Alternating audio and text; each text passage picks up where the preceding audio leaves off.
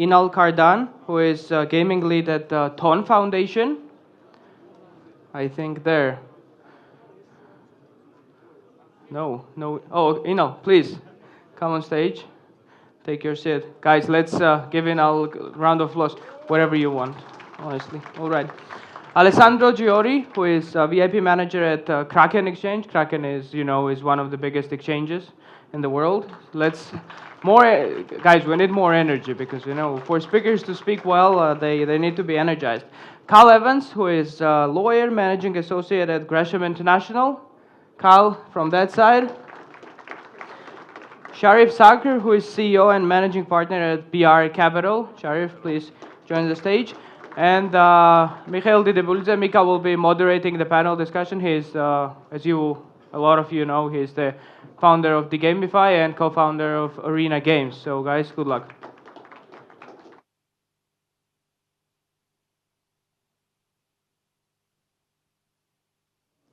Hey, yeah. Hi guys, so today we will be, each year I think I'm moderating this panel, so Unlocking the Power of the Blockchain. It's a generic panel with a very interesting guests that will be sharing their experience. So I'll go straight to the question. My first question is, from the secure and fast payments to the store of value, there are like so many use cases that we hear around us in the media or somewhere like wherever we meet people and network.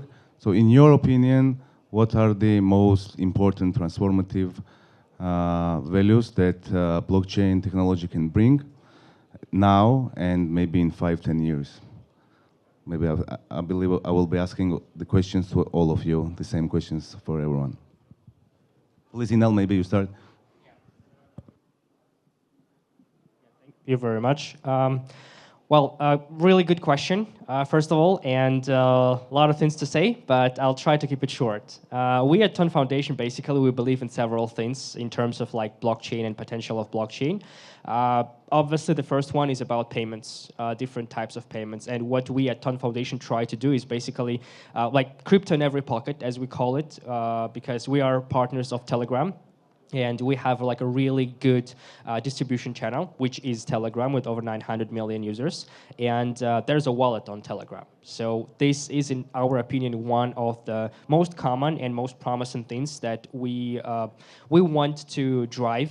This is about payments. This is about making it available for like hundreds of millions of users.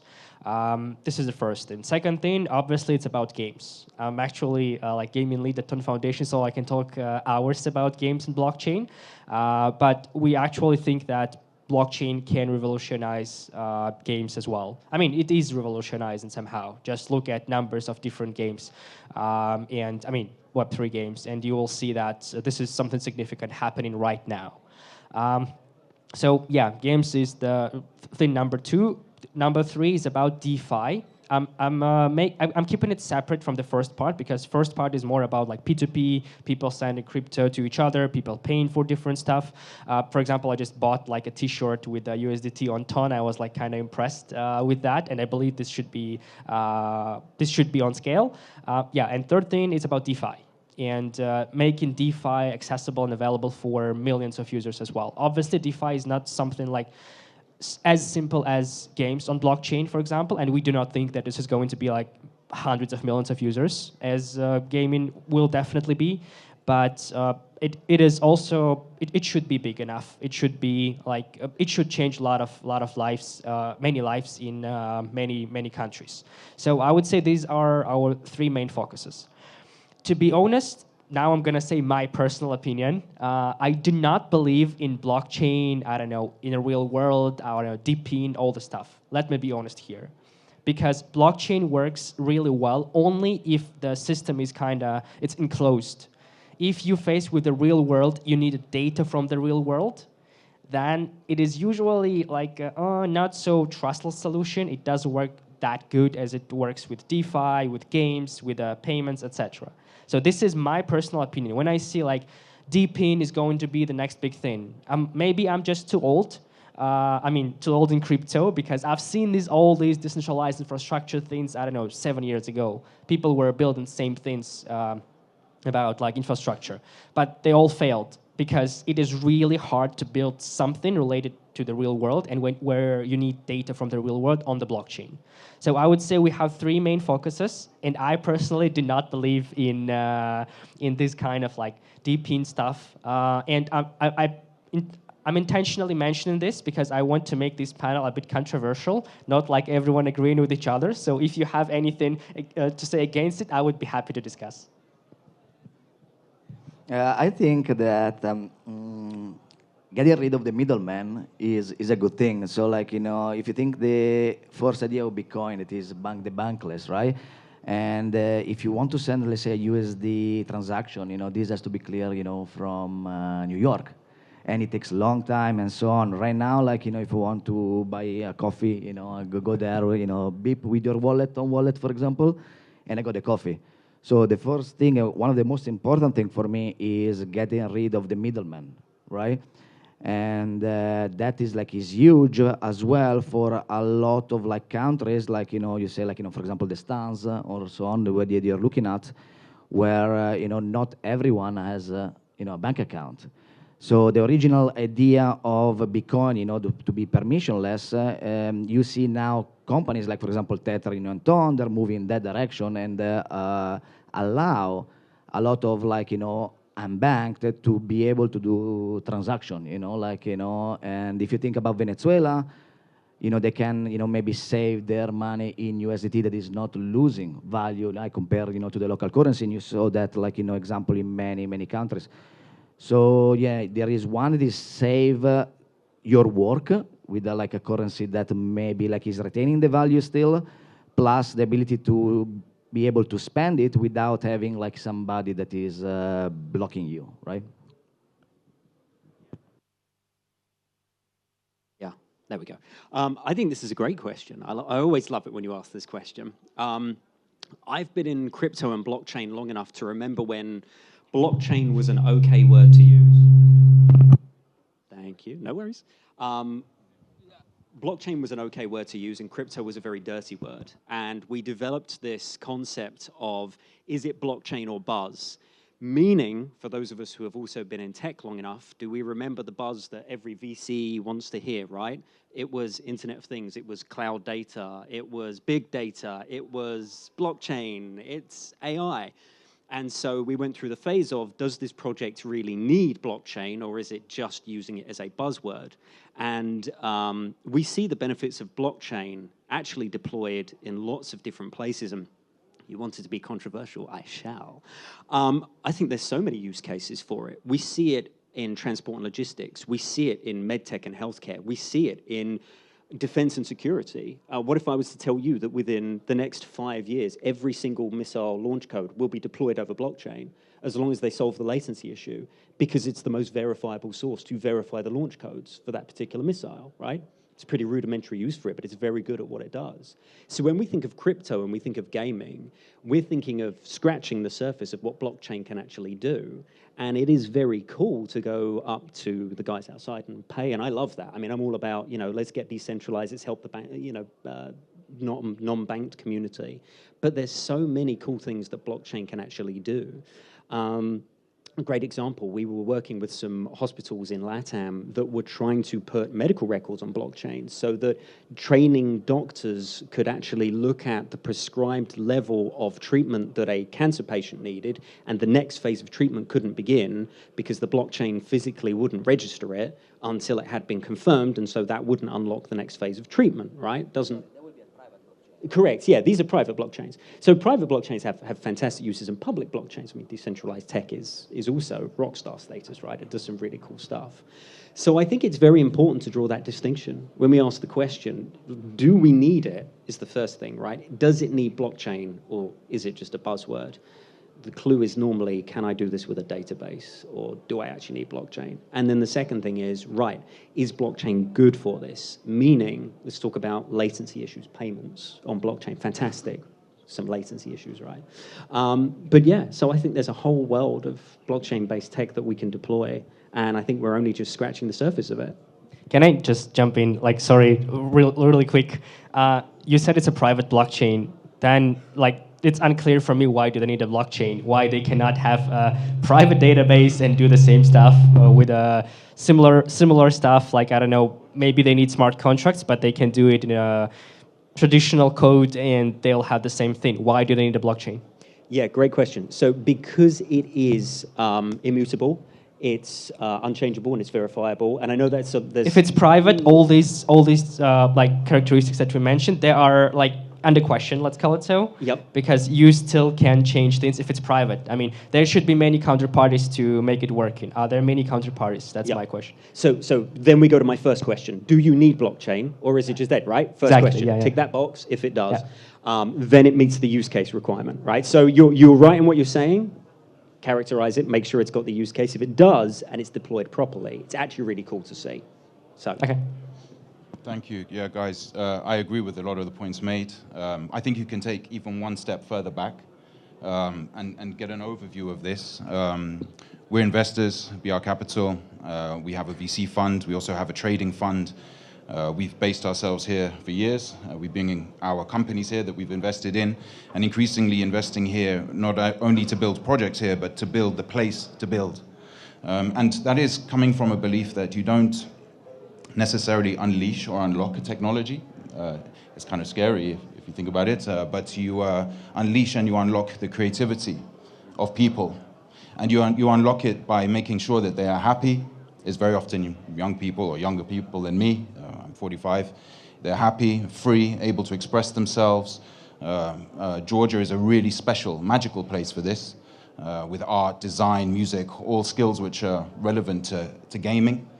And I really feel that that is the only thing right now, as an investor, I can be sure of, is that there's a kind of magic to unlock. And then maybe from this, amazing games will be unlocked, and maybe they will use blockchain, as you guys have pointed out. I mean, as an investor, if someone came with a killer game, a game that I want to play and that spreads and has perhaps 10 million users in a week, as some other apps that we've seen have launched, and they said, well, actually, we haven't even built in the blockchain functionality yet, not a problem. So I would be really positive on the unleashing of human potential. And then the blockchain is just something that may be useful within that, and it really needs to be quite a disciplined view on whether this is useful or not, as been mentioned. And I'm, in addition to being with BR Capital, I work with Oxford University on product management, digital product management, and on the discipline of how you harness technology to meet real pragmatic user needs. And so just to go a little bit into the blockchain side, where I do see some real value here and now, because like you guys, I'm not really into the whole future thing. Not really big on beliefs in general, because you're responsible for people's money in the end. So, but one area where I do see real use that I can appreciate, that I can understand as a sports lover, for example, is in this decentralized betting area. Because one of the most toxic and poisonous relationships is between the casino and the player. Or between the betting shop and the bettor, you know, and there is, I have the metaphor of tobacco, right? A cigar is full of tobacco, but it's natural. It's not good for you. Gambling is not good for you. But when you turn it into a cigarette with 600 extra chemicals to make it super addictive, and you do everything against your customer to get them addicted, then you've created something that is no longer tobacco. And this is what a casino does with gambling. And for me, decentralized gambling is about bringing it back to the sports fans, allowing them to almost self-organize, to be the house and the bettor, to say, well, if I'm actually putting my money into, say, a project like Azuro, it's one we've invested in, so disclaimer there, but I know most about the ones which I've engaged with. Azuro is a project where, as a sports fan, you can go and you can say, okay, I don't want to make a bet on Bayern Munich. I'd rather make a bet on being the house, and maybe I'll make 40% on whatever I put in, because the house overall does win. But maybe then I will want to put a bet on a particular result, on Scotland beating Germany. Unfortunately, it didn't happen. And then I will take a bet. And now you change the whole atmosphere between the house and the player, and they are one and the same. And this idea of a community that looks after itself, what can emerge from this? It's something magical, and I can't predict what it will be. Can I ask you a question? How is that viewed by regulators, let's say in Europe? You know, I don't see regulators allowing, you know, everybody to be, you know, the house. You know, at a very base level, I don't really care. So as a fund, we are regulated in the Cayman Islands. It's a safe place to regulate a fund. It's very sophisticated infrastructure for regulating a fund. I've never been to the Cayman Islands. Don't really care. But we base ourselves as human beings who manage the fund. We base ourselves here in Georgia precisely because this is a place where there is agility, where there is youthfulness, where it is managing to align with sort of big regulatory trends and at the same time experiment and practice. For example, we invested in Pave Bank, which is one of the beneficiaries of the new digital banking license sandbox here.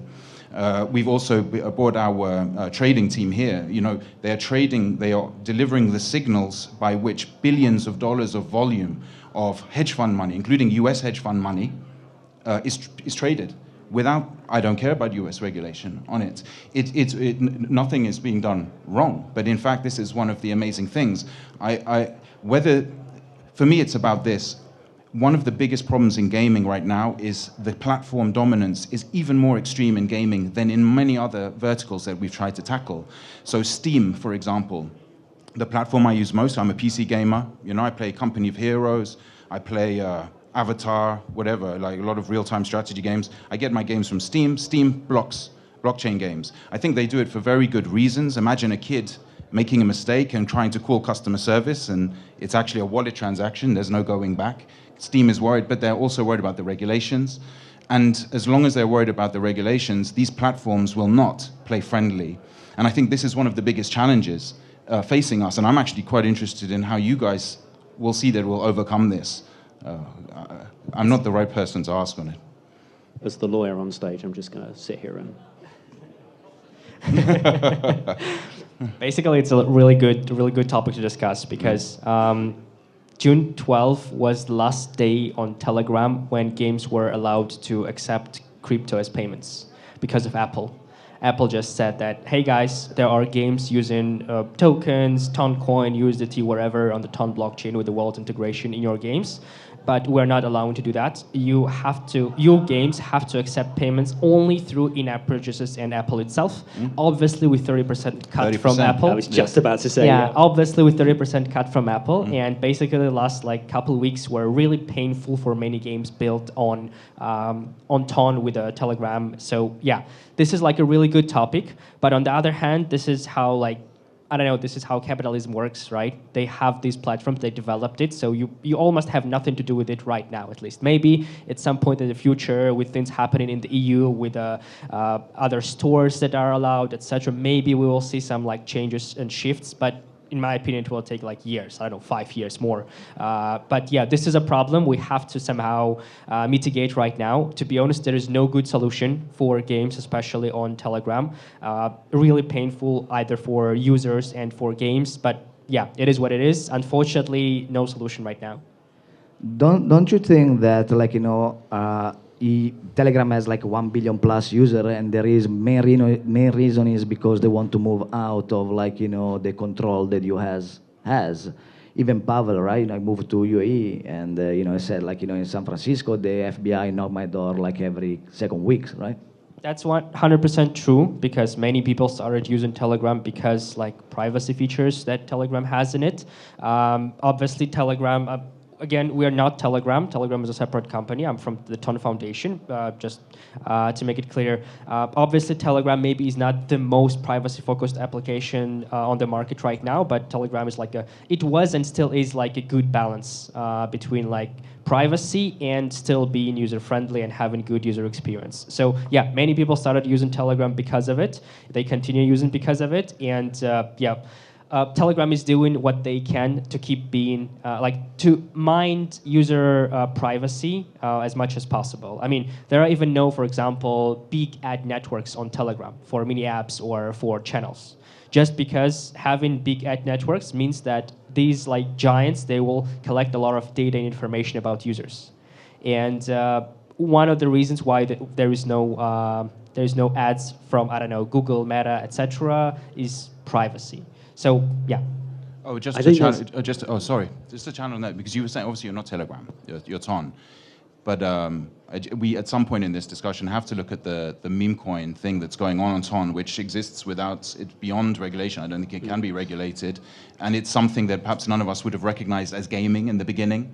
And so if we can come back to the meme coin thing and Telegram, I wish we can. All right, so I feel like this would be a good time for me to throw my hat in the ring. Yeah. Why do I want to talk about this? Because Why? Well, because I'm a lawyer.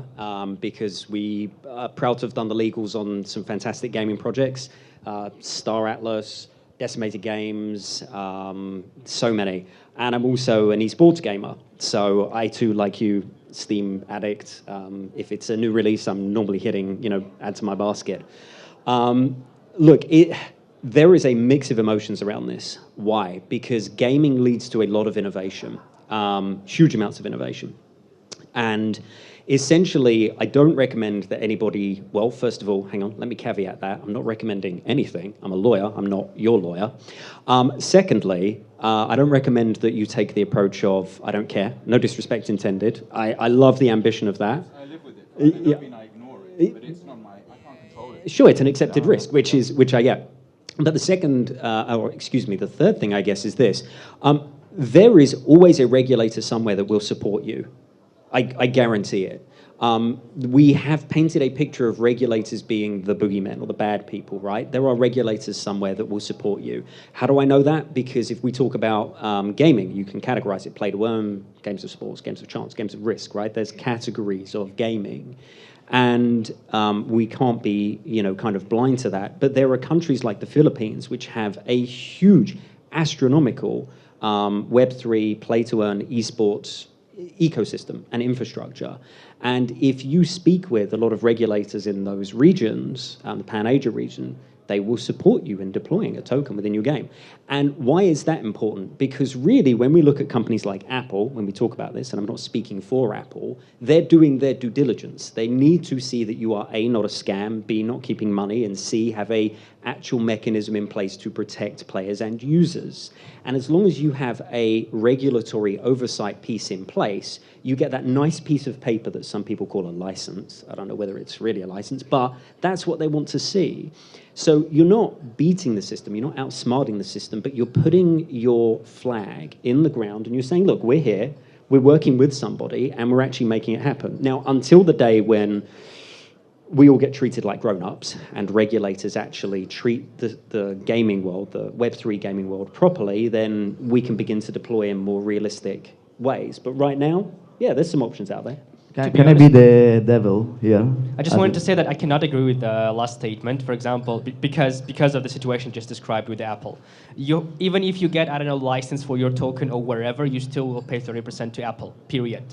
I mean, you can do nothing with that. No. Yeah, the 30%. It means that you cannot use your own token in your game, because Apple wants you to use in-app purchases through them. Absolutely. Well, you can still use the token, but you have to charge the fee on top, right? You're charging the fee on top of that. And that's not necessarily a legal consideration. That's a business consideration. Yeah, it's a business consideration. Yeah, I kind of agree with that statement. It's a business consideration, but just saying that getting a license for your token, wherever, it doesn't solve all of your problems. It solves your potential problems with regulators in some countries, but there's still it is just impossible. Even if you pay 30% to Apple, it is impossible to use any other payment options, only in-app purchase through Apple. Yeah, that's their terms of use. That's a business consideration. Yeah. A regulator won't change that. Also, sorry, but the license is just a piece of paper, because to having a license doesn't mean you're not a scammer. If you look at FTX, they had all the license in the world, doesn't mean, they're actually, what's the real value of a license at the end of the day for the, final user? You need to trust the company more than, I think, the paper they have, because we saw so many examples of people, compliant or licensed, and then thanks for the money, guys, bye-bye. We'll also be waiting for something which already exists in traditional gaming and yet doesn't protect people. Yep. We all know people whose kids have lost or spent thousands of dollars on things which had no value or which the transaction didn't complete. We cannot. The thing is this: can we agree that we do not or cannot wait for some sort of regulatory clarity, and that in fact decentralized gaming shouldn't need that in order to progress? Yeah, I can give you another example. Like now there is a lot of talks with the MiCA regulation in Europe, right? And I spoke with like some VIPs, and pretty much, what they're gonna do. They're gonna move their, legal entity to either Cayman Island, Dubai, Monte Carlo, and so on.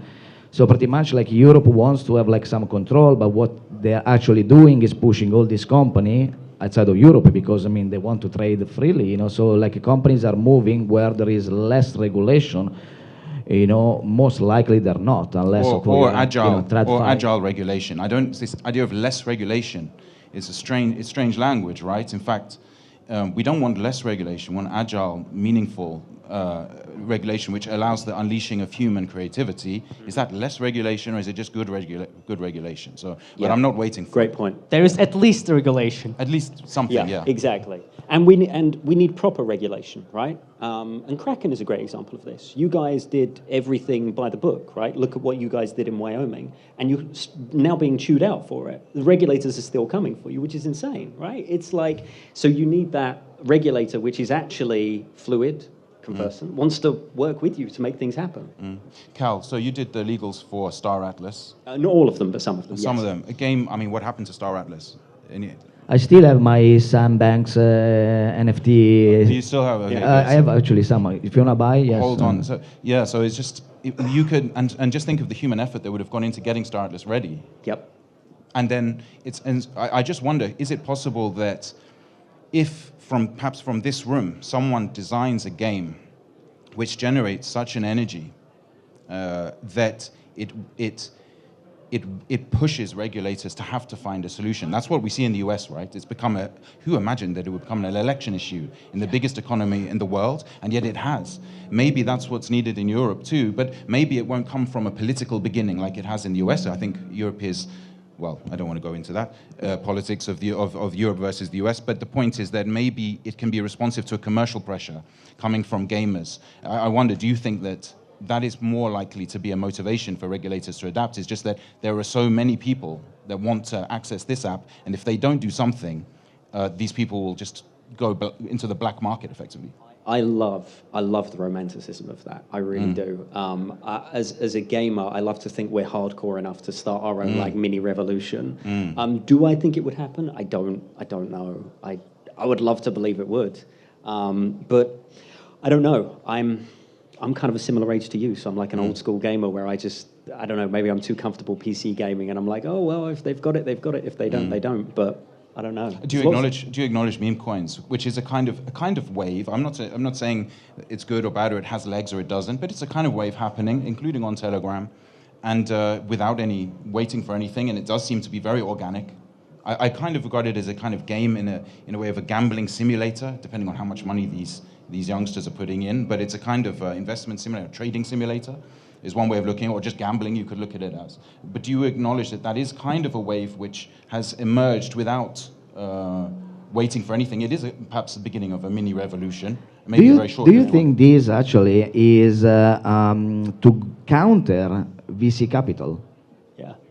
Yeah. 100%. Yeah, 100%. And a reaction against the rug pulls and the insider token. Great if it is. I mean, that's your job pretty much. But what a VC capital, is trying to do is making money, right?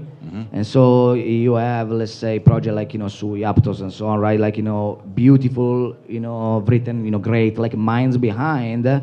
And I don't know how much, but probably 80% is VC. And VC, what they want to do is, make money for the investor, right? Make like profit. So do you think actually the market woke up in the sense, realized this, and that's why is like, we see actually an explosion right now, now in Solana, but now, not, in on Ton or whatever, is actually rising? I hope it is. The idea that, the realization that tokens can be used as a kind of value extraction, in this case, not by the Apple App Store, but by early investors, is an important one. And so if meme coin is a way of saying, is a democratization, then I don't know if it is that. I think it's more just a game, honestly. That's my view on the meme coin thing. But if it is representing some deeper realization of that we can really own a project from day one and not come late to a project when someone else has already exploited, then that would be a great thing. I think it's also it's almost like you said, it's like a mini rebellion, I think, isn't it? I think it's almost like a middle finger to traditional finance. And we have to put this in, we can't talk about meme coins without putting it in the context of GameStop and Roaring Kitty and everything that's going with it. I just wanted to say about GameStop. It's like yeah. this is like the reason this is really happening. If you were to ask me, is because people are sick of traditional finance, TradFi, right? You're paying stupid interest rates in an inflated, inflated market, or excuse me, you're getting stupid interest rates in an inflated market, and people are sick of it, right? They're like, just a stat for you there: 70%, some survey, and maybe it was 70-something% of startup founders within a certain age group said they would rather go to the dentist than go to the bank. Yeah. So it's serious, that's, and it's that's true, TradFi, I right? think. And it's like, how are we supposed to? So first of all, how are we supposed to exist in this market without getting too deep, right? We think most people struggle day to day to pay for stuff now. If you're struggling to exist, how are you going to innovate? How are you going to take that leap to go, hey, I'm going to create something? And I think this is not the world fighting back, but a way of people going, look, we're sick of this. Why can't we have freedom of economics? Why can't I take a risk with my money? Why can't I do something more exciting and more interesting? And also, they cannot block you. They cannot close the market, like, with GameStop, what happened, right? So, and GameStop probably opened the doors, right, to all this new thinking. And then it's like, oh, yes, I can do something, right? And I buy, now we're talking about, like, democratization, all the stuff, but regulators would call it market manipulation. What do you think of it, guys? Okay, let's put that into context. So, correct me if I'm wrong, and if there are any Russian lawyers in the room, there is no law against insider trading in Russia, is there? Is there a law? Is there a law for Traditional that? markets, there is. Okay, Russia, but for like fringe markets, there's no. So I like don't know OTC that stuff. side, to be Anyway, honest. so I think the concept of insider trading is like a geopolitical thing, right? Like, hey, if I know this guy, why can't I trade on that information? Whereas in places like the US and Europe, that's terrifying. But I think, again, this is like we're kind of seeing this freedom of economics sneak through, right? If my buddy creates a meme coin, why can't I invest in it? Why can't I go tell my buddies about it? Why can't I, get them to do that? It's like you said, regulators can't shut it down, but it's the ultimate. If we take a risk-reward scale, which is what you do with everything, right? Risk versus reward, and when you buy something, it's the ultimate risk versus reward scale. And I think people want that. Hey guys. I think it's the first time in my life that when on one question on the panel discussion, you are like, discussing this all around the question for 35 minutes. That's fantastic, I think, because it means that we have selected the right people on this panel. I have one you more don't need me. You don't need me. I didn't finish. I didn't finish. Good, I finished. But I have like, because you have discussed so many things. Forgot you were here, bro, actually. Yeah. So you were like discussing so many things like, meme coins or on Notcoin or Ton, or before it was like on Solana Stepan, or still on Solana some projects. They are like driving some, some attention, some liquidity, some attention around that, but mostly on a speculative side, right? Do you think these are the right instruments? I'm not talking about Notcoin, about the meme coins in general, right? Do you think this is the strategy on the long run, to promote all this stuff? And also, I'm interested in your opinion. What is the, let's say, the psychological move for the, let's say, the Web2 user, right? What makes these guys to start using the blockchain services, whatever it is? I actually have something to say about like this giant meme coin movement happening on Ton right now. There is a big difference compared to, I don't know, Stepan, Axie, etc. I'll try to explain it in like less than a minute. What was like the thing with the Axie and Stepan? Let's be honest. Most of it was about like Ponzi-nomics. I mean, where people come in later, pay to people who came earlier. But what's the difference compared to Notcoin or, I don't know, Hamster Combat having like 150 million right now on Telegram, is that these applications, they monetize their traffic. And they basically earn a lot of money with the traffic they have. For example, I cannot name the name of the game, but they have like tens of millions subscribers on YouTube. And they make about $1 million per day on YouTube, revenue only. These are crazy numbers. And this is not about like Ponzi-nomics, like older, new players pay into early adopters. No, this is about like trying to monetize traffic they have with ads, different types of integrations, etc. So I'm just saying that many people do not understand the differences between like STEP and other stuff in the It's past. genuine monetization in a way. When you use a token to share a genuine revenue stream, it's obvious. Obviously, it's a very simple form of tokenomics, but it's in a way the best, and we're seeing it in some of these meme coins. It's generally just because there was a mention of VCs and exploitation and so on. So generally, the projects we invest in now is on that same. We're looking for tokens which will bring a revenue stream. It's just an efficiency saving. The token is used as an efficiency mechanism. Rather than some sort of like Ponzi-ish scheme. And the meme coins have this. Yeah, and actually what I wanted to say is basically all these like games, what they do is they say, hey, dear user, if you want to earn something, I mean, get our token, which maybe in the future will have some value, do these tasks. I mean, like follow Twitter page here, follow Telegram account here, etc. Do a couple things, and you'll get a reward in the future, which may cost something. So think of it as a quest platform, and the like creators of this quest platform monetize this traffic, and then somehow redistribute value to users. And a quest platform, just in terms of game mechanics, right? Yeah, This is yeah, the new yeah. game mechanics of Web3. A quest platform, I love that phrase, is also an attention platform. Because Exactly. I don't know, there was a great article by Delphi Digital about attention as being the kind of currency that tokens capitalize on. And quests are just one way of keeping attention going and leading it somewhere. And in my opinion, there are like different types of meme coins. For example, there is, I don't know, pump.fun, which is, in my opinion, like pure gambling. Like people really just gamble on meme coins. There are other types of meme coins like, I don't know, Notcoin, Hamster, if we can call them meme coins, or community tokens as they prefer to call themselves. This is a different type where they try to monetize with more traditional like ads model, to be honest. So in my opinion, this is really important to understand. Like the first thing, I'm not a big fan of pump.fun because in my opinion, this is pure gambling and very like shady thing. The second option, it's in my opinion like more sustainable. Yeah, I wanted Can I to ask a just add controversial- something. Because yeah, I wanted to add something.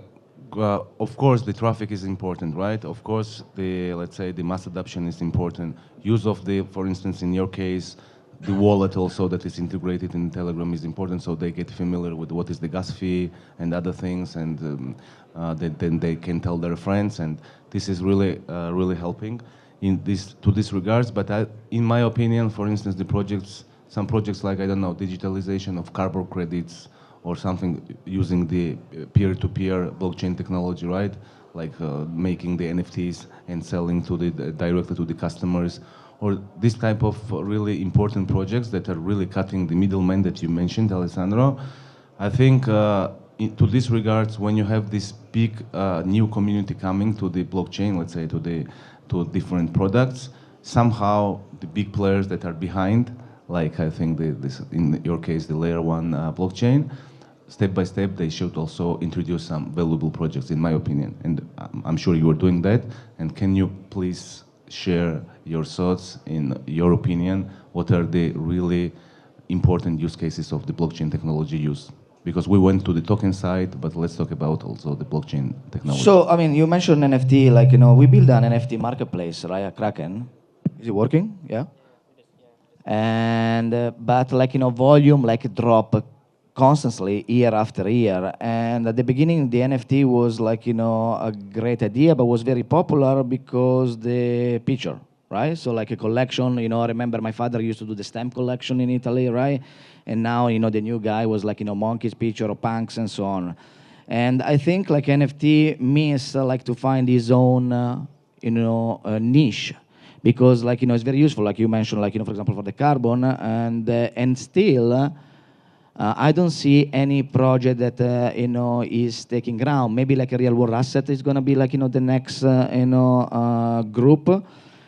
But yeah, like a creativity, I don't know, like, Sharif, if you have something on this, but like a creativity has been lacking, or maybe funds has been lacking, or, connection of both, but like, hasn't been utilized as like, could have been, I think. So I think there's some. That's a really good point. I think there's some cool stuff coming with NFTs down the pipeline. I think we've only touched like NFT 0.10, right? Beta NFT. There are some great examples of this. One of them I saw last year was a Formula One project, which was you took literal. Yeah, I'm literally looking at your hat. You took literal licensed elements of Formula One vehicles, and you could build your own Formula One vehicle and then race the NFT vehicle that you'd created using official NFTs from Formula One. That was really cool. But it didn't take off because, as a guy who loved Formula One, by the way, trying to explain that to a lot of Formula One lovers is like, I don't know what an NFT is. I don't understand any of this. The second thing that we miss as well with the art NFTs, which is actually amazing, is okay. We went through the the picture phase and all of the cool stuff that came with that, but there's a time and place element that's missing. So if we think about this, don't think 2D, think 3D, right, or 4D. You have, let's say I want to tokenize a Banksy art piece on that wall. That's cool, right? Okay, here's my picture of Banksy's art. But what you miss is that NFT does another thing. It locks in the time and the place, which means I'm not taking that picture, I'm taking the moment. Banksy drew that on that wall, and nobody else can duplicate that. You can duplicate an image, but you can never reduplicate a time and a place. And that is another amazing thing when it comes to NFTs. So that's a great point. NFTs, we haven't even scratched the surface of what they can do. I totally agree. So we have not seen the end of NFTs. It's just one of those hype bubbles which comes and goes and then finds the use case and comes back. And I would just add an emotional component to this, because they're quite right-brained or left-brained. I don't know which is the rational side of the brain, but those are quite rational arguments, which I agree with. There's also a more emotional argument, which I think is really relevant to those building games. And it is something which I didn't really believe in until I started a company called GameBench. It's a gaming technology company. In the end, sold its software to Samsung. Its software went to every Galaxy phone. And we were having to play the games on mobile phones in the days when mobile games were rubbish. And I just thought, this is, I can see there's a market here, but I can't play these games. I'm a Steam gamer, right? So can't play these games. Then I ended up playing a game. It was a MOBA game called Arena of Valor. I don't know if anyone's played. It's 5v5. And I thought, okay, this is actually quite fun. And then I saw they're doing microtransactions for, collectibles for your avatar. And then I just thought, that's nonsense. What a waste of money. The next thing you know, I'm buying the pharaoh outfit because I'm half Egyptian. And then I'm running around with like a pharaoh in a skirt, just attacking people. And then I realized this thrill of ownership, this thrill, which my son has as well, playing Legends of Sonaria. And of course, he can't move his dinosaurs to another game. He's trapped in that game. My pharaoh costume is trapped in a MOBA. But if NFTs come back in a way that maintains this thrill, this juicy emotion of ownership, that this is representing me, and allows me to transport that, I still have high faith in that. Although I'm not a believer, like I said at the beginning, but I can see that could really work. Sorry, important question for you. It's me, right? Did you beat Elden Ring? I was often MVP. As a 40-year-old guy coming in brand new into this MOBA, I was often MVP in my MOBA. I don't know if that answers your question, but I'm... Okay, talk later.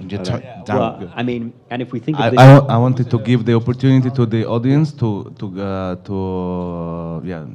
if somebody has a question, maybe it's better to to listen to the audience. If we have someone that wants to direct any of our speakers, or if you have anything to share.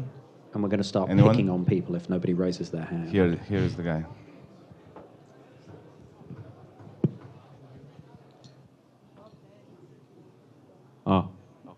Hello. I have a question about meme coins. I really love the way you described that, but I think meme coins are very important for mass attraction. Yeah.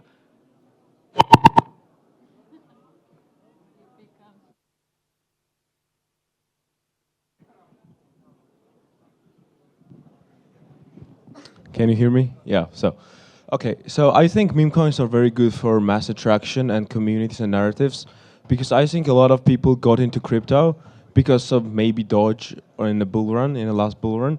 So I think meme coins are good in the way of attracting masses and youngsters like me. So I was thinking I had a question about regulations and CBCD, like how could that affect to limit the exposure of meme coins? Like, would they be regularized or like some restrictions? Like, what are your thoughts? That's my question. Thanks. Sure, I'll kick this one off. This is a great question. Thank you. I think they're mutually exclusive. I think they can exist together. I don't think there's any reason why a CBDC has to impact anything that we've seen in the market to date. I think there's a fear that governments, central banks, will create their own currency, and then it becomes like a Lord of the Rings thing, right? One coin to rule them all. I don't think it's going to become that. I think we'll still see very active, very prominent markets doing other things. As you've said, meme coins are awesome. They do some very cool things. They're very good at engagement. CBDCs will not do that. So I think it's a great question, but I don't think that it's going to cause. I don't think it's going to cause any issue. I don't think it'll kill those industries. Actually, just add a couple cents on top of that. Even if we see some kind of attempts to. We will see anything from regulators to do something, I don't know, to prohibit all meme coins, wherever. The beauty of blockchain is that teams will still launch meme coins, but just anonymous teams. And this is just, I mean, meme coins are here to stay, my opinion, even if they are launched by anonymous teams. And look, another thing that you mentioned, like, you're bringing new people inside the industry, right? So here what you have, first people will start studying Bitcoin and understand what maybe like, bank the bankless means, right?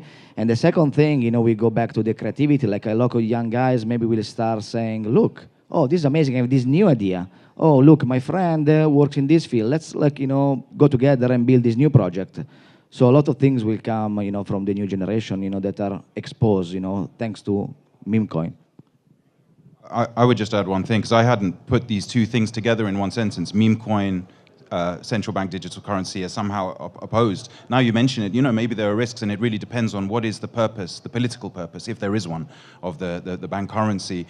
From what I've seen here in Georgia, for example, it's in a way evolving just in the way a game evolves. You build a product, then you hit a line where you can't go further in the digital economy. And so you think, okay, well, the blockchain is a solution to allow us to go further, and that would be a good central bank digital currency, right? And it's where it's introduced to solve a very specific problem, and I don't think that problem would ever be a problem which crosses over that with meme coins, and a way the problem of gaming or the problem of attention or fun. So I don't know if they would cross over, except in a really oppressive way, where you're just banned from trading or anything, any digital asset on your phone, at which point, by then we have much bigger problems than the loss of meme coins, where we have the loss of basic freedoms. Guys, I hope you enjoyed this dynamic panel discussion. Thank you. Thanks to our speakers. Thank you.